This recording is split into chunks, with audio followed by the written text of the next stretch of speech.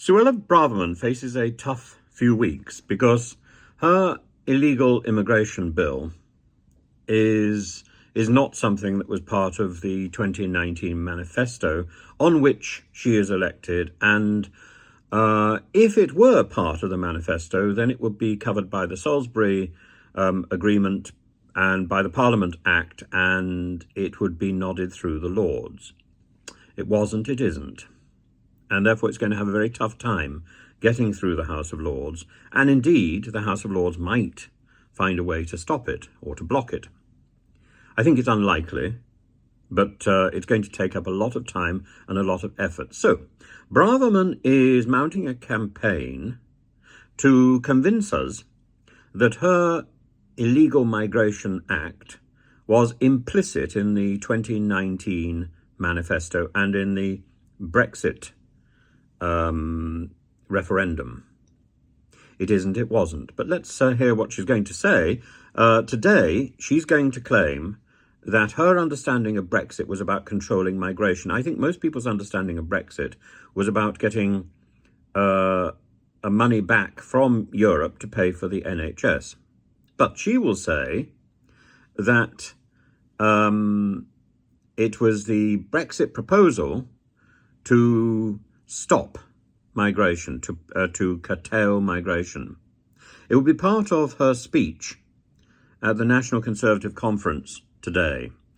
And she will say that the 2019 manifesto promised to bring down numbers of migrants in the UK.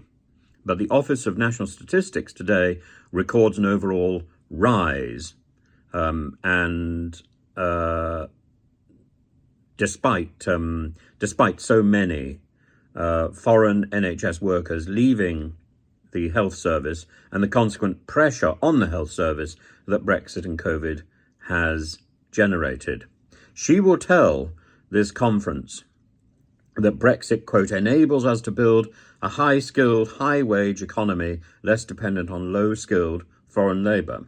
Well, tell that to someone in a waiting list for cancer treatment, for cancer scans, or to someone whose trains are cancelled or delayed because there simply isn't the labour to supply people to work on the trains, people to work on the tracks, people to work in the hospitals, people either low-skilled or high-skilled who have traditionally, in the last 20 or 30 years, come from the EU. So I think her speech will be interesting. It follows the Conservative Democratic organisation that lacklustre turnout in Bournemouth, which was supposed to be a Bring Back Boris event, and Boris couldn't even get the name of the organisation right.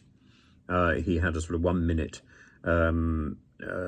video link, sort of pretending to be Zelensky. Well, we've got the real thing now. We don't need the Boris lookalike. And the 3-day conference, which has been organised by the Edmund Burke Foundation, that begins today, which is spearheaded by American and Israeli right-wingers. Braverman will feel, as will Priti Patel, they both feel in good company there, I suppose. But what we need to ask is where is the centre ground? Where is the left-wing side of the Conservative Party? Is that completely destroyed? Is there nothing left? We know that people in the centre ground have decided, many of them have decided they're not going to stand at the next election, and meanwhile more right-wingers are deciding to stand. Lord Frost, for example, is going to relinquish his peerage, I suppose before the House of Peers is liquidated, going to relinquish his peerage and try and get elected as an MP. Oh my goodness. Oh my, it's just chaotic, this race for ideology over reality. Patel said, if the centre of the party spent more time with us listening and engaging, it's fair to say we would not have seen over 1,000 of our friends and colleagues lose their seats in the local elections. Well, she's wrong.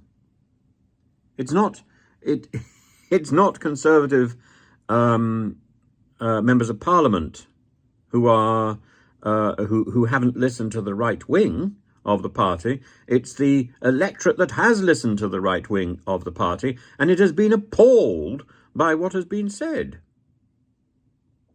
Only yesterday we had news that there was an official complaint against Suella Braverman. I'm sure there will be more.